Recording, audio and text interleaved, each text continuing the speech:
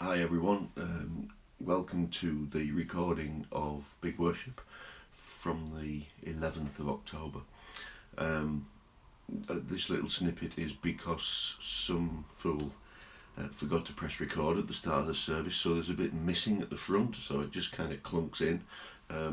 You'd missed the first hymn, which was Great is Thy Faithfulness. And also, you'd missed out, which might not be a bad thing, on a little video snippet of Donald Trump talking about his COVID experience. But Rob is mentioning that as the recording starts. Yeah. Now the other thing you'd missed, which I just want to put on here, just so you're aware, is we are having a big worship on Christmas morning at 9 a.m. The point being that you can wear your pyjamas, and so you don't need to rush out of bed. But we're having a very short big worship, maybe half an hour or so, on Christmas morning at 9 a.m. Pyjamas and Maltesers is very much the theme of the service. So let me know if you're interested in somehow being a part of that. One other thing to say is that for some reason, and I think I might understand it now, the hymns and the songs this week, there's an issue with the sound in terms of the clashing between the piano that Jane Freeman had recorded and the guitar and everything. It just didn't quite work out. We hope we've resolved that now, but we were just trying to blend the two instruments together and it didn't work very well. Just to say that. Anyway, we're picking up. The recording picks up in the middle of Rob's bit at the start. As I said, after the Donald Trump video. Hope you enjoy. See you all later. Bye. He says, and I quote, "I think this COVID was a blessing from God that I caught it. It was a blessing in disguise." So the president of the free world has actually shared with us two huge theological ideas. I'm not sure he's aware that he's done that, but what a great blessing to us that he's actually done it. He seems to be saying that this notion of blessing is something that is given, but is also received. So he's been given as a blessing COVID, and in return, he is blessing us by saying, all will be well. You just got to take this little pill and everything will be fine. And by the way, we still hate China. Blessing is given, blessing is received. I think one of the peculiarities of this word blessing is that sometimes we don't know we're giving blessings to people, and sometimes people don't know they're giving us blessings back. It's a real tricky one to kind of get our hand around. There's something about, as well, feeling that we've been blessed, even though at the time things are going wrong. Because often the way of the world, people will send you a card and say, you seem to be going through a bad time, know that somebody loves you. And you may think, well, that's an amazing blessing someone's given me, even though I wasn't feeling particularly good. Although the leader of the greatest power in the world has given us these words of wisdom, there are other folks who've got there before him. William Shakespeare, for example, Merchant of Venice. Portia, who's a female lawyer, dresses up as a male lawyer, because that's the only way you do it in those days. You have to be a bloke. Is defending one of her friends, Antonio, from the evil Shylock. And she says this: "The quality of mercy is not strained. It drops to the world like gentle drops of rain. It's doubly blessed. It blesses both the giver and the receiver." We come out with a whole bunch of phrases. Oh, we've been blessed with fine weather. We were blessed by a generous community on Friday in Lindale, where we had loads of food, which we're giving to CAP. We are blessed with both. I'm blessed by having a wife who's both beautiful and full of brains. It's really handy, really handy. I'm doubly blessed. Being blessed amongst so many things is wrapped up with happiness. But we're going to think more about what it means to be blessed and to receive blessing. But we're going to sing now a little bit about happiness. Thanks, Kev. Thank you, Rob. Yes, we're going to sing a song now made famous by that very eminent theologian, Ken Dodd. So here we go.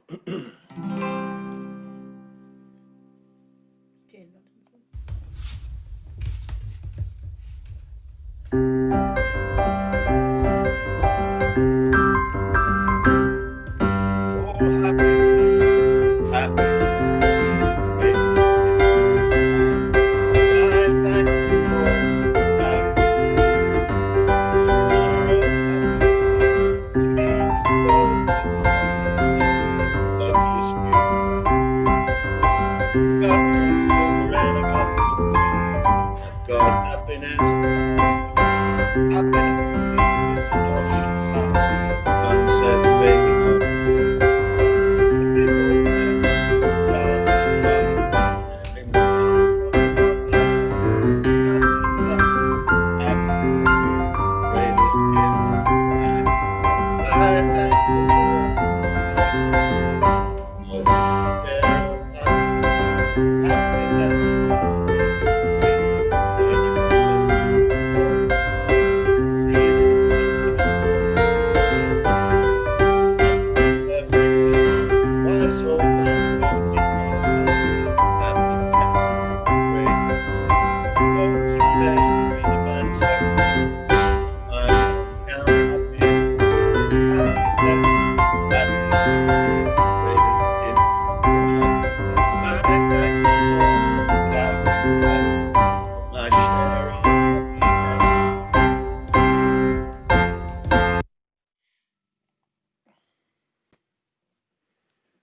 There we go.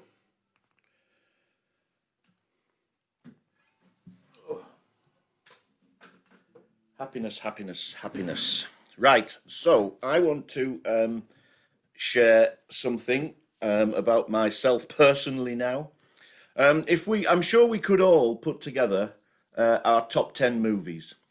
It might take us a while, but we'd probably get there, and the movies might mean different things to us. Some would make us laugh, some would make us cry. Without doubt, within my top 10 would be, and this is maybe confession time for some of you, you may not like this, would be Monty Python's Life of Brian. I've loved it since the first time I watched it, which was when it was a new film. Now, before I go any further, just to try and soften the blow, I am in excellent company because I know someone else who would have this movie on his top 10, and that is the very Reverend David Hall, minister of this parish. So if I'm up there with David Hall, that'll make me feel relaxed. I'm all right. I know he particularly loves the movie too. It was brought out in 1979 and I was 13 then. And so I was go on, I'll leave you time to do the maths. I was very much into Monty Python and not at all into Christianity. So the first time this movie hit me, I just loved it because it was a Python film and I found it absolutely hilarious. I was aware that there was some controversy going on in the world, but some people didn't like it and there was some problems going on, but I didn't really get the impact of that until much later in life. It kind of passed me by at the time. But I've always loved it, and I had a vinyl album of the soundtrack, so like a really annoying friend, I could always quote great pieces of the script. In fact, I still can now, can't I, Lorna? Yes, yes, absolutely. I'm just as annoying now as I was then. But I love it. Now, when I kind of came to terms with the controversy, and I understood that some people were very upset because they found it offensive, they found it blasphemous, and I'm afraid it's just not something I've ever seen. In fact, in many ways, the opposite, because the power of this film for me is that this is a story about people hilariously getting it wrong and seeing that poor old Brian Cohen was actually the promised Messiah. They knew there was a Messiah coming, but they got it wrong. But I think where the film actually is very, very good and very faithful and very loyal is actually in the background. The real Jesus story is going on. They don't decry any of it. They don't try and say it didn't happen. You've got the Jesus story going on in the background. The wise men go to the wrong stable, visit the wrong baby, but Jesus is there. And there's a scene, which is obviously very relevant to tonight, where Jesus is delivering the Sermon on the Mount. So this is actually going on in the background. The film doesn't pretend that it didn't happen. It's just this fantasy that people got it all wrong. And when Jesus is delivering the Beatitudes, which we want to look at in some detail tonight, that is when the scene unfolds, because Brian and his mum and there's some friends arrive late.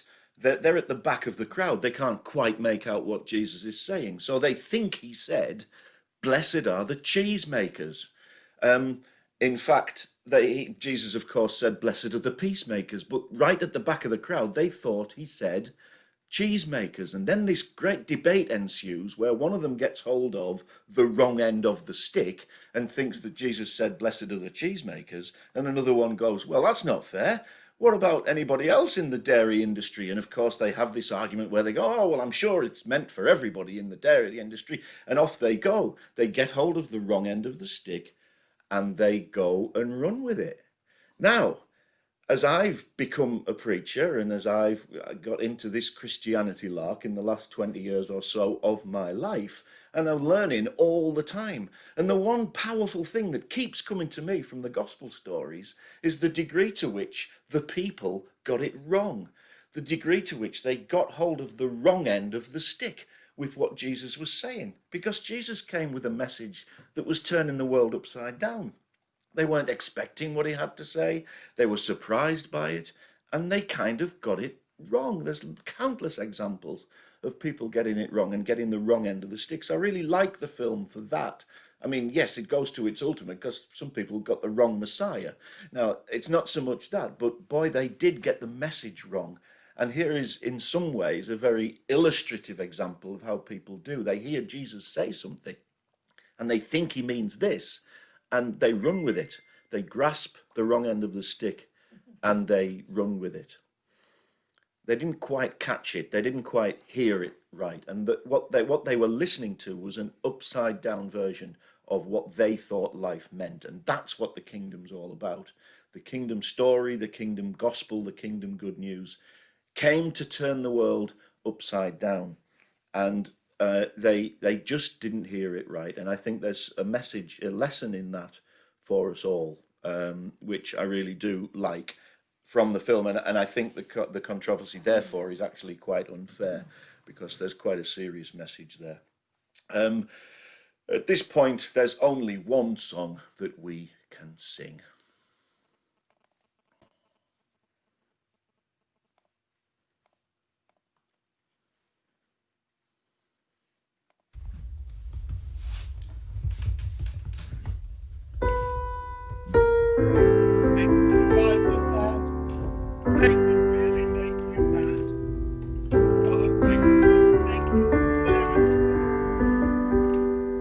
When you're on life's course, don't. And this help things turn out for the best. And always look on the right side of life. Always look on the right side of life. Life seems jolly good. That's the when you feel down, just purse your lips. That's the way. Always look on the right side.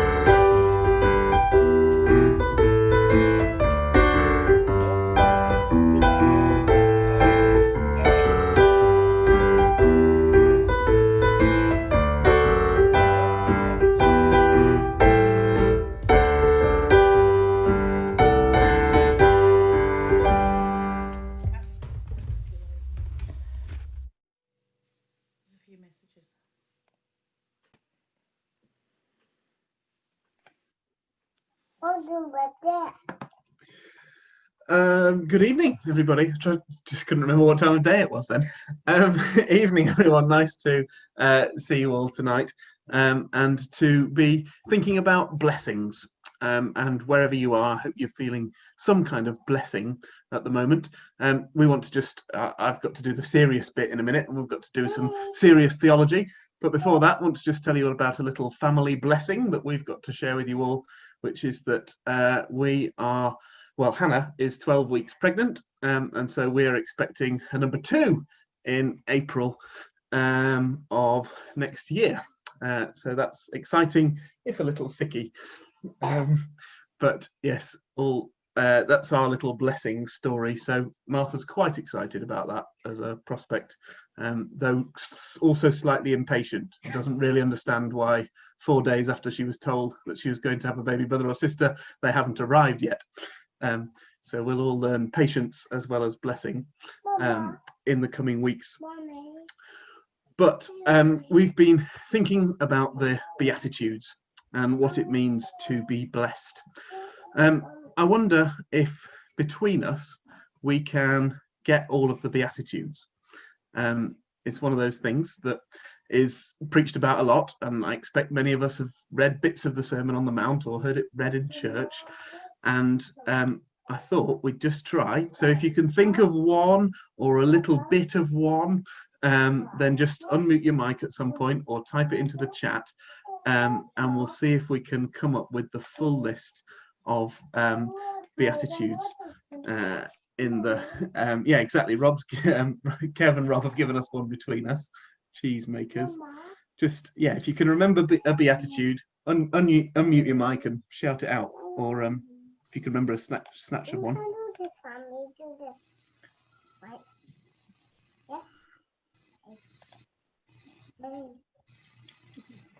The meek. Something about the meek. There is, yes. Blessed are the meek. Thanks, Kev. That's one. Blessed are the meek, for they will inherit the earth. Thank you. Anybody else? Blessed are the peacemakers. Blessed are the peacemakers, which is Blessed are the poor in spirit. Lovely, thank you. Peacemakers, is there? Blessed are the peacemakers, for they will be called sons of God. What's so special about the cheesemakers? Sorry, Kevin. Artisanal dairy merchants of all types, I believe. Blessed are the poor in spirit, for theirs is the kingdom of heaven. Thank you very much for that one. Still missing quite a few. There's quite a lot of spaces on my screen. Hunger and thirst for justice. Blessed are those who hunger and thirst for justice. Yes. We got them with me. Those who mourn. Blessed are those who mourn. Yeah, thank you. Blessed are those who mourn, for they will be comforted. Which is good. Pure in heart. Blessed are the pure in heart. Pure in heart. Yes. That is one. Thank you. Blessed are the pure in heart, for they will see God. We're filling up the spaces. Thirst after righteousness. Oh yeah, that's a hard one. Well done, whoever said that. I couldn't see who it was. Blessed are those who hunger and thirst for righteousness. It's here somewhere. It's already come up on the screen. Oh yes. Oh good. That was good, wasn't it? Those who are persecuted. Lovely. Yeah. Thanks, Emma. Blessed are those who are persecuted because of righteousness, for theirs is the kingdom of heaven. Blessed are the merciful. Blessed are the merciful, Mr. Mills. Thank you. For they shall be shown mercy. And it's just the last one, which is really long. So I'll help you out. Blessed are you when people insult you, persecute you, and falsely say all kinds of evil against you because of me. That's the full set. Well done, everybody. That was impressive, and perhaps even more impressive than I thought it would be. So well done. We've got the Beatitudes between us, and I think what we wanted to explore a little bit in what's left of our time together this evening is just a little bit about how they've been interpreted over the years, because I think there's a certain sort of way in which we've taken the Beatitudes at a kind of surface value. There's a lot there, isn't there, in that little screen we've just been looking at. There's a lot of meaty content, lots of very religious and Christian-y type words, you know, peacemakers and righteousness and persecuted and meek and poor in spirit, lots of things we could grapple with. But in some ways also, I think the Beatitudes have become quite simplified. We've tended to think about them. They're one of the bits of the kind of Christian tradition that exists beyond the church, aren't they? It would have been interesting to have a go at that exercise with people who don't go to church very often or outside of a Christian context, because I think a few people would know, most people would know a few of them. I think there's a sort of sense in which they've filtered into our culture, and that's a positive thing. But I wonder if it's also led us to be a little bit lazy in how we interpret them and think about them. So I want to offer two things that I think we get wrong when it comes to the Beatitudes, and then some thoughts about how we might be able to do that better. So two things I think we sometimes get wrong is a very simplified misunderstanding of what we mean when we say blessed.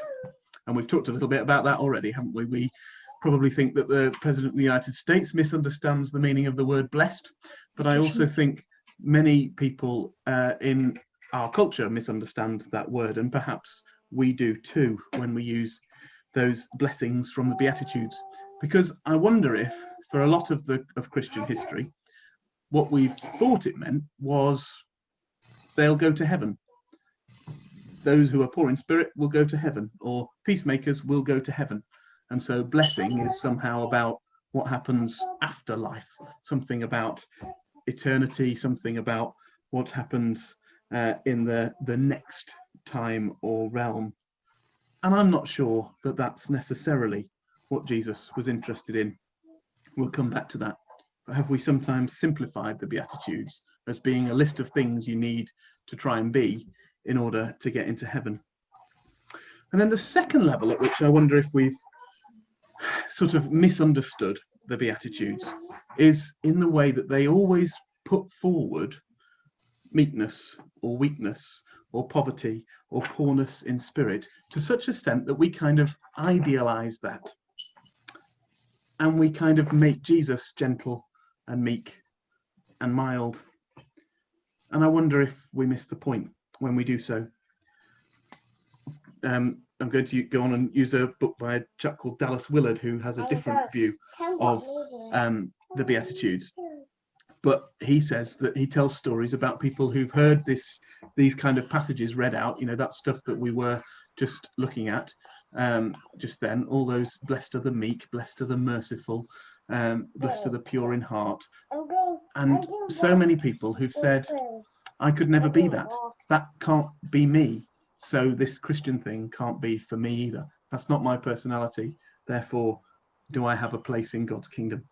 I would say that that's a oversimplification of the Beatitudes and what they're trying to say to us. And I think we see that clearest in that one that starts them all off. Blessed are the poor in spirit, for theirs is the kingdom of God. How often have we assumed that meant blessed, that in some way we're supposed to try and be poor in spirit in order to get something closer to God? So in opposition to those understandings that we've heard over the years, I offer this book. And if you've got like 4.5 years and lots of mental capacity, you might like to read Dallas Willard's The Divine Conspiracy. It's about 400 pages long, and I've had it since about 2008, and I'm still about halfway through. And it's a dense read and a heavy read, but it's also, I think, got lots to say. And there's a brilliant chapter 4, which is all about the Beatitudes. And Dallas Willard begins that chapter by using the quotation from the Simon and Garfunkel song. He says, "Blessed are the sat upon, the spat upon, and ratted on." And I think in quoting Paul Simon, which Martha's now quoting back to me, he's capturing something of what is going on here. Because Dallas Willard offers a different interpretation, a different translation, if you like, of blessed are the poor in spirit, for theirs is the kingdom of heaven. He says it like this: blessed are the spiritual zeros, the spiritually bankrupt, the deprived and deficient, the spiritual beggars, those without a wisp of religion, when the kingdom of heaven comes upon them. And then he goes on a little bit later to talk about those people and these kind of people who perhaps we recognize, perhaps we are these people, many of us. These people, he says, they don't know their Bible. They don't know their law, as a later critic of Jesus's work once said. They are mere lay people who at best can fill a pew or perhaps an offering plate. No one calls on them to lead a service or even to lead a prayer, and they might faint if anyone did. They're the first to tell you they can't really make heads nor tail of religion.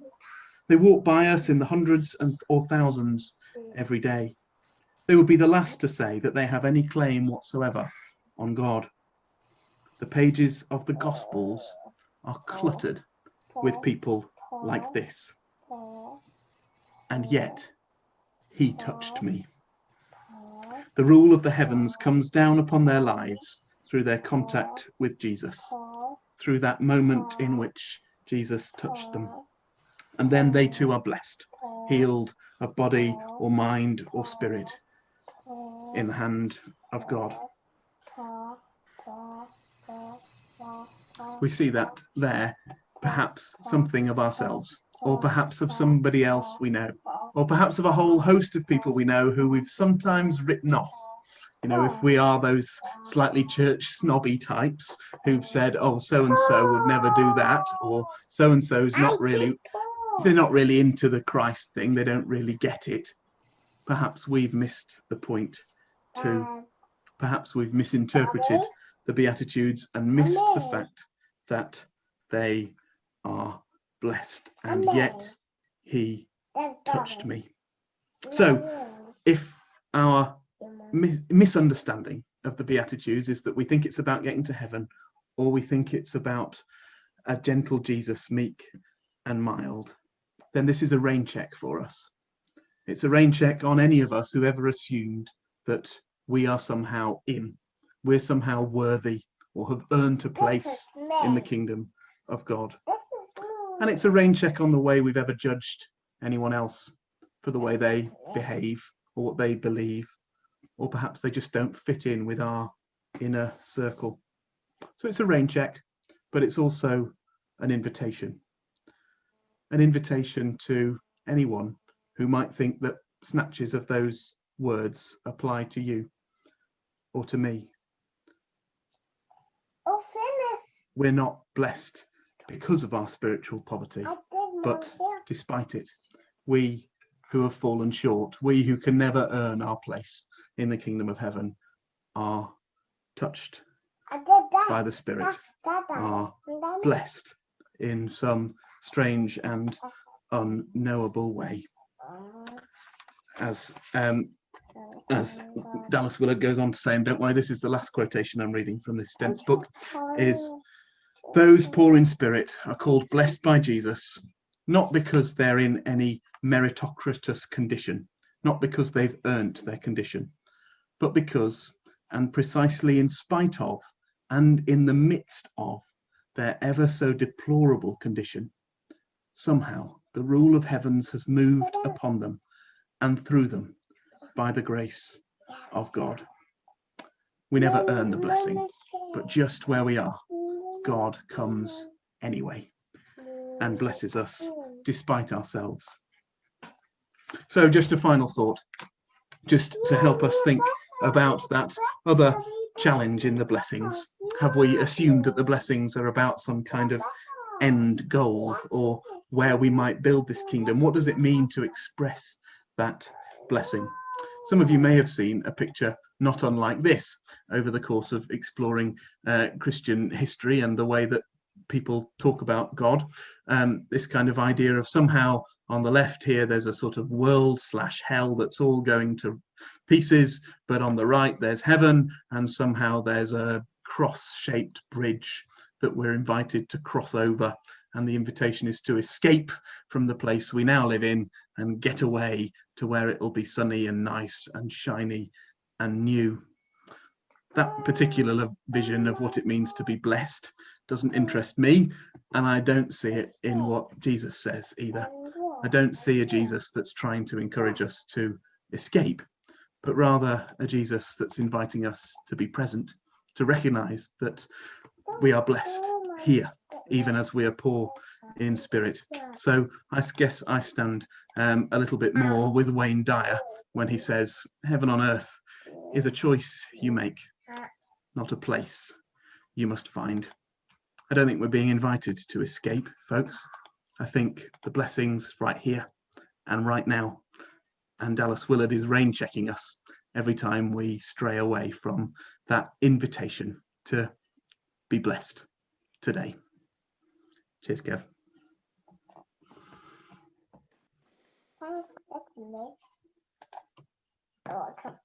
Thanks, Tim. So with all that in mind, let us pray.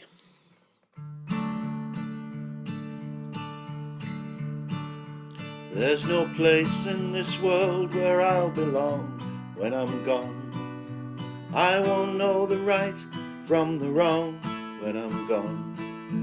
You won't find me singing on this song when I'm gone. So I guess I'll have to do it while I'm here.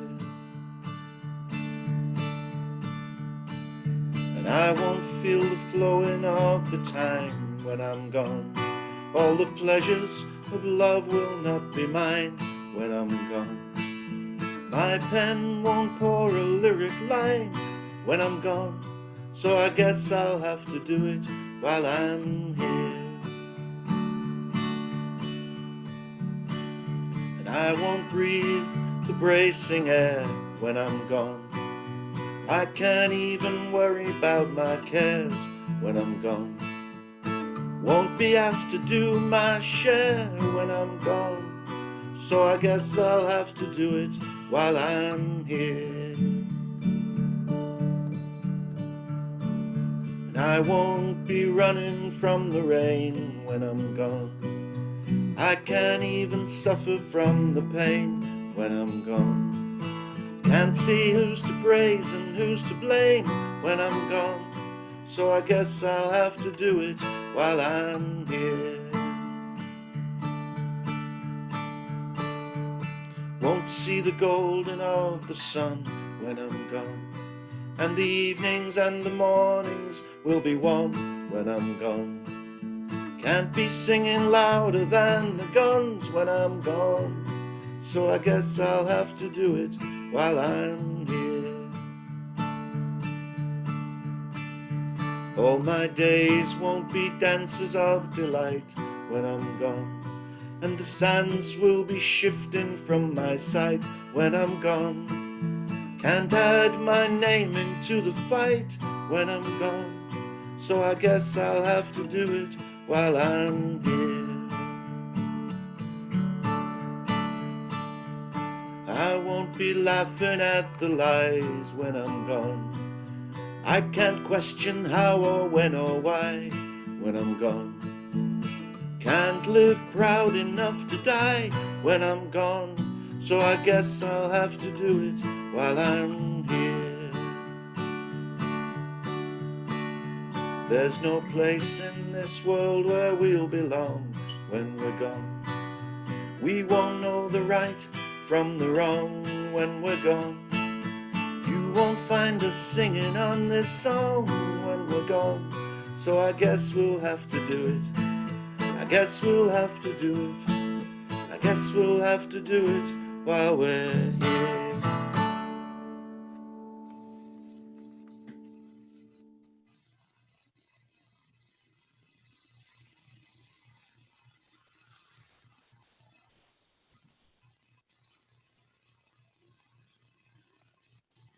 Let's sing our last song together.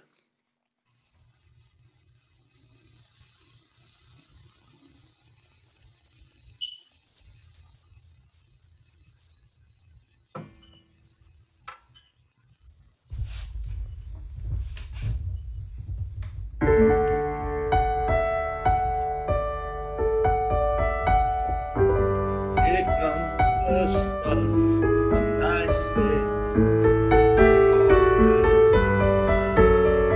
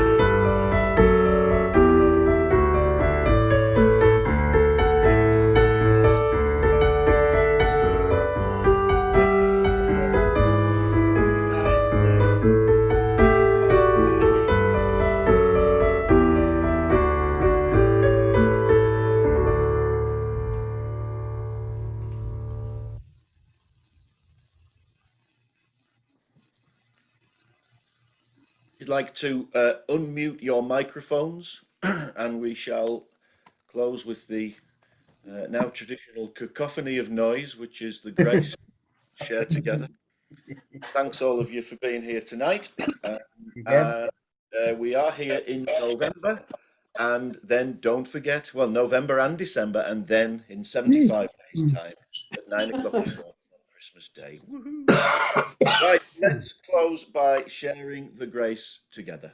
May the grace of our Lord Jesus Christ, the love of God, the fellowship of the Holy Spirit, be with us all forevermore. Amen. What a beautiful story. Thank you, everyone. Right, take care. Lovely to see you all. Thank you, Kev. Thank you.